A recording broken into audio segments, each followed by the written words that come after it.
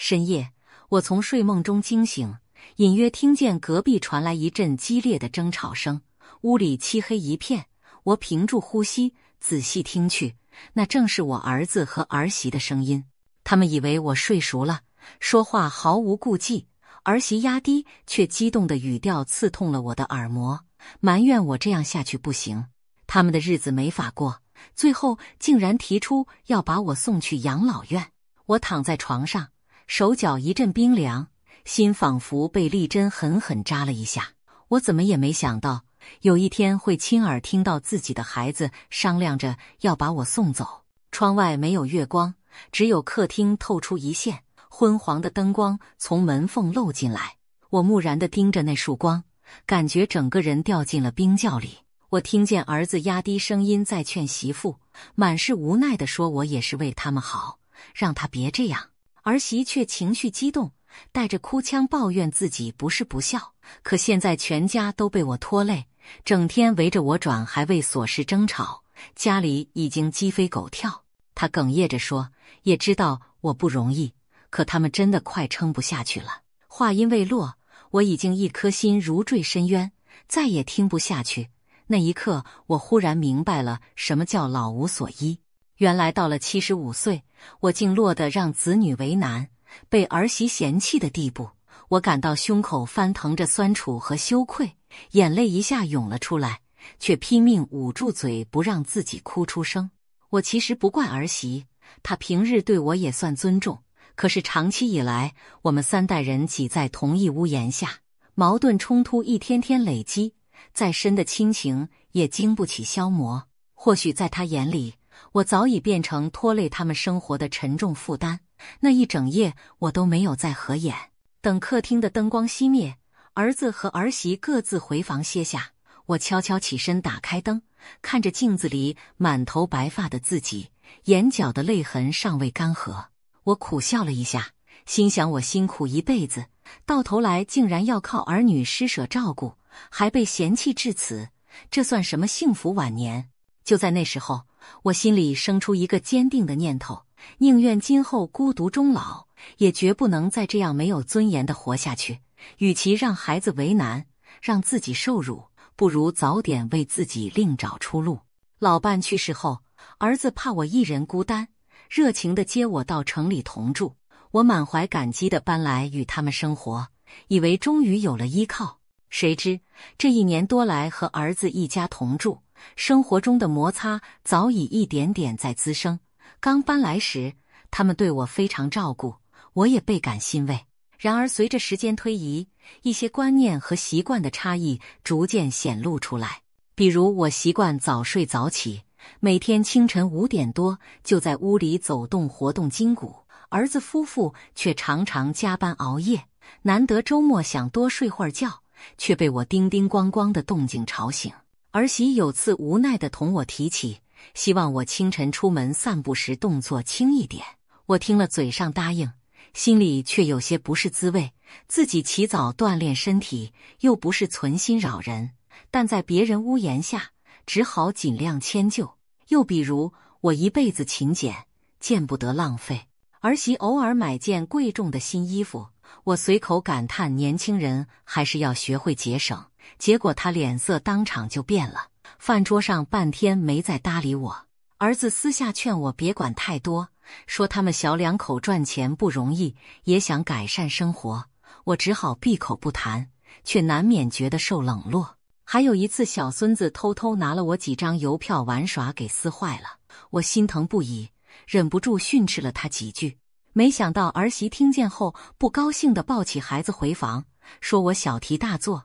诸如此类的小矛盾接二连三，大家表面上客客气气，心里却都憋着一股气。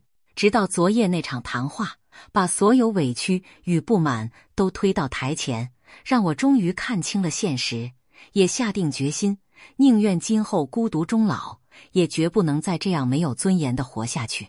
第2天一早，我顶着2个黑眼圈起了床，儿媳正在厨房做早餐，见我出来，多少有些意外。我平时起得早，但今天更早了些。儿子也刚洗漱完，桌上摆着热腾腾的稀饭和馒头，我坐下吃了几口，斟酌着开口，说自己在这儿也住了一段时间，这几天想了想，还是准备搬回老房子去住。话音一落，儿子筷子一顿，惊讶地看向我，问是不是他们哪里没照顾好我。儿媳也愣住了，连忙追问我是不是在这住的不习惯，要不他可以再想办法。他的语气里倒听不出多少挽留的意思，似乎有点措手不及。我赶忙摆摆手，装出轻松的样子笑道，解释说绝对没有的事，你们对我挺好，只是我觉得你们小两口工作忙，还要照顾孩子，我一个人占着你们一间房终究不方便，而且我的老房子空着也是空着，人老了还是住自己家更舒服。老李他们都还在原来的社区，我回去还能和老哥几个下棋聊天。儿子眉头紧锁，低声说，可是之前是他们接我过来的，现在我突然要走，他怕别人会说他们没尽孝心。没想到儿媳在一旁立刻点头附和，说既然我想回去住就回去吧，他们会抽空常来看我。他脸上挤出一丝笑容，语气里透着如释重负的轻快。我看在眼里，心中更加坚定自己的决定。就这样，当天下午，儿子开车送我回到了原先的老房子。这是一栋旧式公寓，我在这里住了大半辈子，一砖一瓦都透着熟悉的气息。离开才不到2年光景，如今重新踏进家门，却恍若隔世。客厅里摆着我和老伴当年买的红木沙发，坐垫上落了一层薄薄的灰，墙上挂着一张泛黄的全家福照片。老伴慈祥的笑容仿佛仍在注视着我，看得我鼻头发酸。屋里略有些积灰，儿子帮忙简单清扫了一下，又叮嘱我一些注意事项，像多吃点好的，记得按时吃药之类。我笑着连连答应，其实心里清楚，他真正担心的是我一个人生活不便。临走前，儿子站在门口欲言又止，我知道他心里有愧，便主动拍拍他的肩膀，让他赶紧回去上班，不用惦记我。这边邻里熟，生活方便得很，我又不是老糊涂，手机随时通着，有事一定找你们。儿子闻言红了红眼圈，点点头，让我保重身体，说隔周就过来看我。儿媳则在旁边催着他快走，别让我站在门口吹风，小心着凉。我看着他们夫妻匆匆下楼的背影，心里五味杂陈，既有一种重获自由的解脱感，也有深深的落寞和失落。曾经满心期待的3代同堂生活，就这样戛然而止。不过回到自己的小家，我反倒松了口气，这旧房虽简陋破旧，却是属于我自己的地方。我可以想几点睡就几点睡，可以亮着灯看半夜的书，也没人皱眉。早晨几点起床出门锻炼，也不会吵到谁。邻居都是几十年的街坊，一听说我搬回来，纷纷过来寒暄。我表面客客气气应对，等他们走后，一个人站在空荡荡的屋子里，心里还是忍不住酸楚。热闹过后只剩静寂，无人说话的日子，清静是清静，却也难免孤独。晚上睡前，我望着床头那张老伴的遗照，低声道：哎，还是我们老两口在的时候好啊。说罢叹了口气，我仿佛又听见老伴生前的叮嘱，人这一辈子最终能靠的只有自己，千万别给儿女添麻烦，也别对谁抱太高期望。想到这里，我的眼角又湿润了。独居生活就这样开始了。起初的一段时间，我享受着这份清静自在，每天清晨去公园和一帮老伙计打太极拳、练剑，白天逛逛市场买菜，自己做点清淡可口的小菜，晚上看新闻联播或者翻翻老相册。有一次儿子给我买了台智能手机，让我试着上网打发时间。我摸索半天，学会了看视频，结果里面的小年轻唱跳得太花俏，看得我眼花缭乱，索性关掉不看。最后还是用手机翻看孩子们的照片，最让我开心，自由自在，无人打扰。可是没过多久，我渐渐感受到深深的孤独，尤其每当黄昏时分，望着空荡荡的屋子和客厅那盏孤零零的节能灯，我心里就阵阵发空。没有家人的陪伴，日子仿佛变得漫长而无趣。我也曾试着给儿孙们打电话视频，但总是匆匆聊几句就挂断。他们要么工作忙，要么功课多，我不忍多打扰。偶尔儿子会带一家人回来探望我，但每次停留时间都很短。孩子们埋头玩手机，儿媳礼貌寒暄几句便催着准备走，我只好强颜欢笑送他们出门，转身回到屋里，对着关上的房门发呆良久。楼道里偶有邻居家儿孙团聚的欢声笑语传来，我听了心里酸酸的，只能苦笑着摇摇头，默默关上房门。那种天伦之乐的热闹场景再也不属于我了。为了打发时间，我养了几盆兰花，每天精心浇水修剪，还到附近老年活动中心报名上了一堂书法课。然而说到底，这种种努力也只是聊以慰藉内心的寂寞而已。深夜人静，我常常对着空荡的房间自言自语。说来也怪，一个人时间久了，竟慢慢学会和自己聊天。我有时对着镜子叨叨几句，仿佛也能解闷儿；有时甚至和自己下一盘棋，自问自答几句，自嘲说这是在跟影子练习讲话。这样的日子持续了大半年，直到有一天傍晚，我在浴室不慎滑倒，腰狠狠地撞在瓷砖地上，痛得我半天爬不起来。所幸过了好一会儿，我慢慢缓过劲，总算扶着墙站起来了。所幸并没摔断骨头，但那一瞬间，我着实吓出了一身冷汗。万一我当时爬不起来，难道要一直躺在冰冷的地上等人发现吗？那天夜里，我躺在床上翻来覆去睡不着。年纪大了，身体说垮就垮，今天能跌一跤，哪天要是中风瘫痪了，可怎么办？我不敢再往下想，想到自己如今孑然一身，一旦失能，连个端水喂药的人都没有，心中涌起深深的无力感和恐惧感。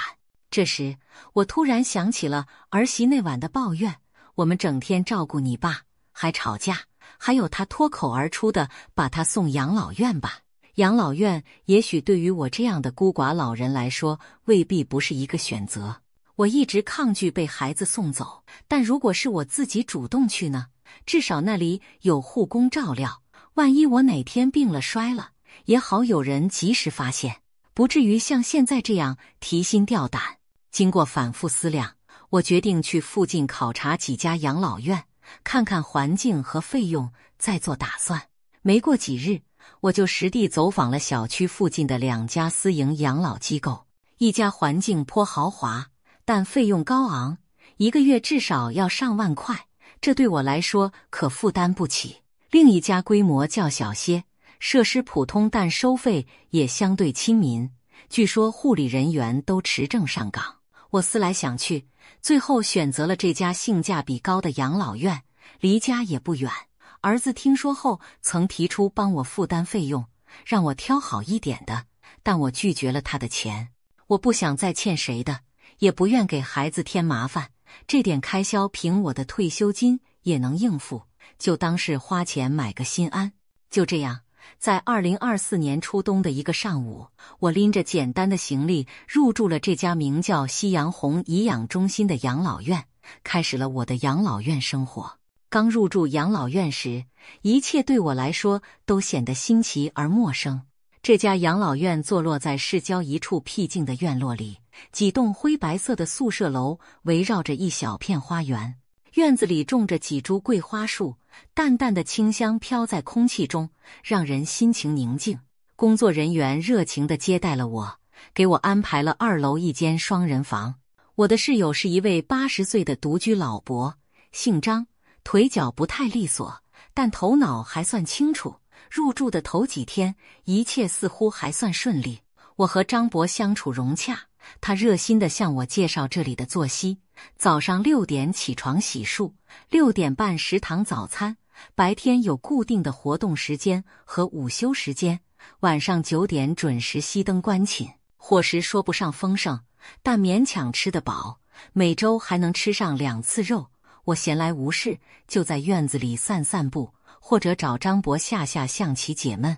有时候，几位精神不错的老人坐在院子里晒太阳吹牛。张伯笑称我们这些糟老头又变回了调皮的小老孩，引得大家一阵大笑。相比一个人孤零零在家，这里至少有人说话，有热乎饭吃。我心想，也许儿媳当初的提议并非全无道理。可是随着时间推移，我渐渐发现了一些让人不安的现象。养老院里的护工人手不多，一个年轻护工要照顾10几个老人，难免顾此失彼。有时候夜里有人肚子疼按铃半天，也不见人过来。偶尔哪位失智的老人大喊大叫，护工不是不耐烦的呵斥，就是干脆给他打一针镇静剂，省事省心。整个养老院的楼道里也总弥漫着一股难闻的气味，消毒水味、药味混杂着隐隐的尿骚味，让人胸口发闷。记得有一次深夜，我正迷迷糊糊快睡着时，隔壁房间突然传来咚的一声闷响，接着就是一个老奶奶痛苦的呻吟。我心里一紧，立刻披衣下床跑出门，看到走廊尽头，隔壁房的李奶奶摔倒在地上，她应该是夜里起来上厕所没站稳滑倒了。李奶奶是个70多岁的孤寡老人，儿女常年不来看她。此刻她躺在冰冷的地板上，表情痛苦地捂着腿。我赶紧扶她，并大声朝走廊另一头值班室喊护工。喊了好几声，才有一个值班小姑娘不慌不忙地走过来。看到李奶奶摔倒，小护工皱着眉头抱怨她怎么又不小心摔了，随后才不情愿地上前搀扶起李奶奶，嘴里还嘀咕着真是麻烦。李奶奶被扶回床后，小护工粗声粗气地责备她半夜乱跑，说以后要方便就在床上解决，反正有人换尿垫。李奶奶满脸通红，不停地道歉，说自己只是想上厕所，不想弄脏床铺。护工却不耐烦地摆摆手，让她别啰嗦，扔下句等明早医生来了再说，就扬长而去。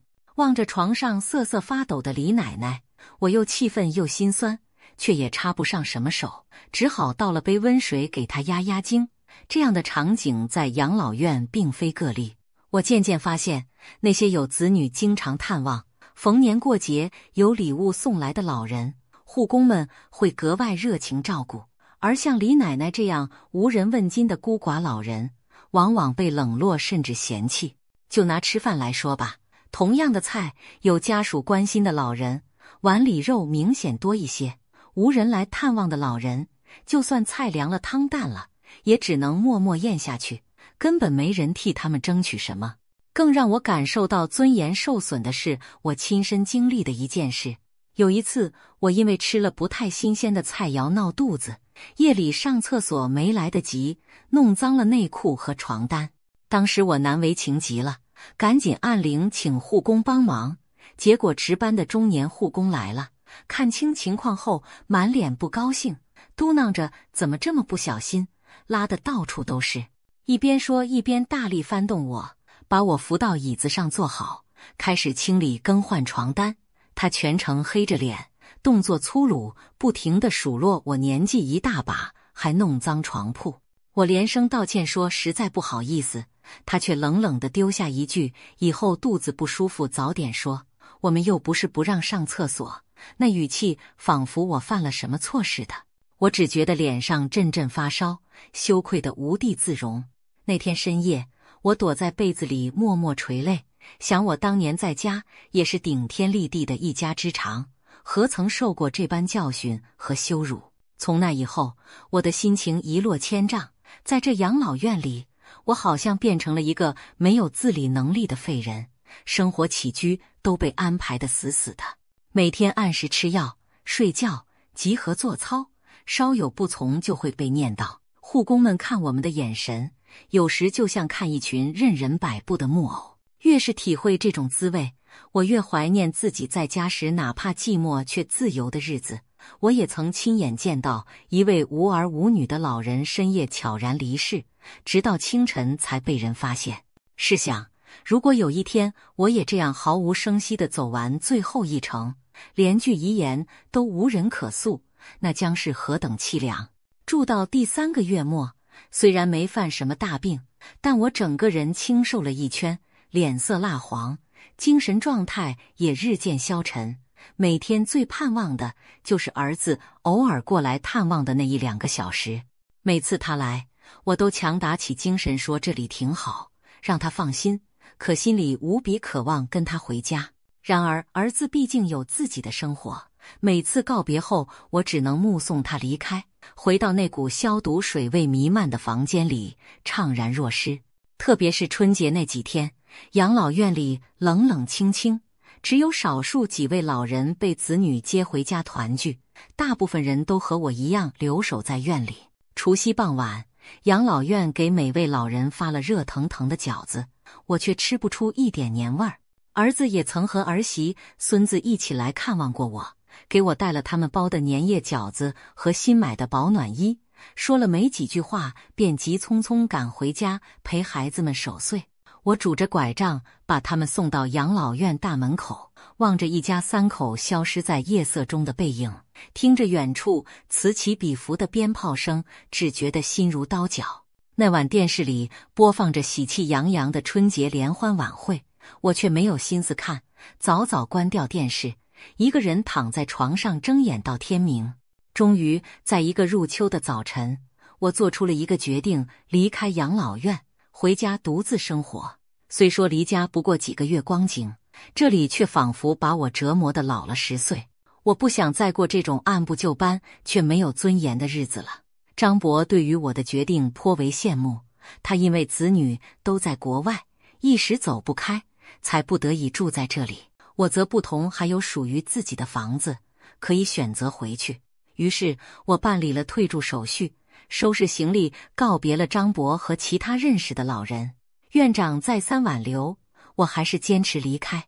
当我重新站在自家门前时，清晨的阳光洒在我身上，竟有种久违的轻松。我长长地吁出一口气，心想，无论多么孤独，这个家至少属于我自己，我想怎么活就怎么活。回到家中独居后，我格外珍惜这来之不易的自由生活。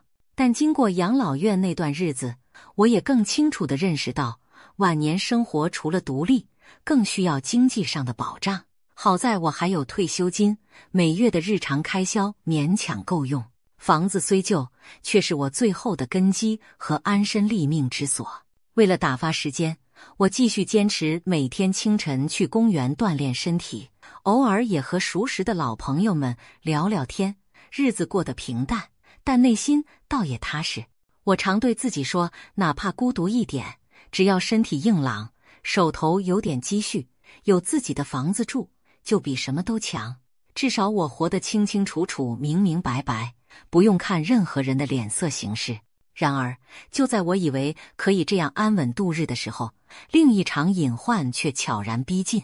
我所在的小区近来活跃着一些所谓养老投资推销人员，专门向我们这些上了年纪、手里有房产的老人兜售各种听起来很美的养老方案。这些人打着关爱老人的旗号，时而在公园举办免费体检和礼品派送活动，时而组织免费旅游讲座，吸引不少老人参与。其中最引人心动的，当属所谓以房养老的理财计划。他们声称，只要把自己的房子抵押出去，就能每月领取一笔可观的养老金，老人仍然可以继续住在原来的房子里，安享晚年。我的一位老骑友老刘对此格外心动，他孤身一人，没有子女，唯一的财产就是一套祖传下来的老房子。面对推销员的劝说，老刘觉得反正房子以后也带不走，不如拿出来换点养老钱改善生活。他兴冲冲地跑来跟我商量，还让我也一起参加，说这是银行和保险公司合作的大项目，绝对可靠。听了他的计划，我心里直打鼓，总觉得哪儿不踏实。我虽然不懂金融投资，但几十年的人生经验让我警惕，天上不会白掉馅饼，世上哪有这么好的事情。我劝老刘再慎重考虑，别急着签字。可他一心认定这是国家支持的创新养老模式，甚至给我看了一堆宣传手册，上面有笑容满面的老人和诱人的收益数字，把他说得心花怒放。见他如此，我也不好多泼冷水，只能提醒他务必看清合同细则。老刘摇摇头，说人家合同范本都给他看过了，没有问题。这是让我隐隐有些不安，但毕竟那是他的房子，我也无法干涉太多。果然，不出我所料，大概半年后，这场美梦彻底破碎了。那天下午，老刘拄着拐杖来我家时，整个人像霜打的茄子一样蔫头耷脑。他颤抖着从怀里掏出一纸通知，上面醒目地写着房产处置告知书。原来，他签约抵押房产后拿到的那些养老金，不过是先从银行贷款里提取的一小部分。所谓理财项目根本就是骗局，中间人卷款跑路，银行收不回贷款，依法要收走老刘的房子抵债。短短半年，老刘每月拿到手的几千块钱已经花得所剩无几，如今房子也将被拍卖抵债，他顿时陷入钱房两空的绝境。无奈之下，老刘只能搬离祖宅，暂时借住在一位远房侄子家的小屋中。好端端一个家就这样没了，这对风烛残年的他而言无异于晴天霹雳。自那以后，他整日垂头丧气，茶饭不思，一提起自己的老房子就老泪纵横，让人看了揪心不已。老刘哭丧着脸对我说，他真是糊涂啊，本想着靠房子养老，没想到反被房子坑了老命。看着他花白的头发和悔恨欲绝的神情，我心里不是滋味，只能不停拍着他的背安慰。可我知道，这种损失几乎无法挽回。后来听说警方也接到了很多类似报案，正在全力侦办这些养老诈骗案件，但老人们的钱房要讨回来，恐怕遥遥无期。新闻报道里，不少上了年纪的大爷大妈被人忽悠参与所谓养老投资，以防养老项目，结果血本无归，晚景凄凉。幸亏当初我没有轻举妄动，否则陷进去的就不止老刘一个。我不禁感慨，人老了，千万不能贪图那些看似美好的陷阱，自己的养老钱和房子一定要牢牢抓在手里，不能随便交给任何人打理。经历了这些波折，我更加坚定了自己的想法，宁愿孤独一点，日子清苦一点，也要守住最后的尊严和底线。我这一路走来的经历，其实踩了当今老人晚年生活的3个大坑。其一，过度依赖子女，与儿女同住却没有边界，表面天伦之乐，实际矛盾丛生，反而失去自尊。其二，贪图省心省事，住进条件低劣的养老院，结果身心受折磨，活得毫无尊严。其三，轻信以房养老等所谓养老新模式，把房产拱手相让，换来钱房两空的凄惨下场。这些原本是为了养老做的选择，到头来却几乎毁掉了我的晚年生活。相反，保持适当的经济独立和生活独立，哪怕孤身一人，也能活得有尊严、有底气。孤独并不可怕，可怕的是在错误的养老道路上越陷越深，最后身心俱疲，追悔莫及。75年的风风雨雨让我明白，人生下半场，我们老年人真正能依靠的，其实只有自己。年轻时舍不得吃穿，多存点积蓄，老了才有底气不看别人脸色。身体多锻炼，保持健康，才能少生病少求人。儿女孝顺固然可喜，但也要有自己的空间和打算，不能把养老的全部指望都压在别人身上。俗话说养儿防老，可如今这句话往往靠不住，倒不如提前做好养老防儿的准备。该存的钱要存够，该锻炼的身体要锻炼好，不给子女添负担，也不给自己留遗憾。凡事留条退路，手里有粮，心中不慌，这样才能安安心心地走完人生最后的路。我的故事说到这里也该告一段落了。每个人的境遇不同，但有些教训是相通的。不要等到晚节不保才后悔走错了路。希望我们都能老有所依，但这种依靠首先应该来自我们自己。如果您看到了这里，也认同我这个老头子的想法，请在评论区写下您的看法。我很想知道，您觉得晚年最重要的到底是什么？也欢迎分享您或者家人的故事，让我们互相学习借鉴。最后，别忘了给这个视频点个赞，也请订阅我们的频道，分享给更多的朋友。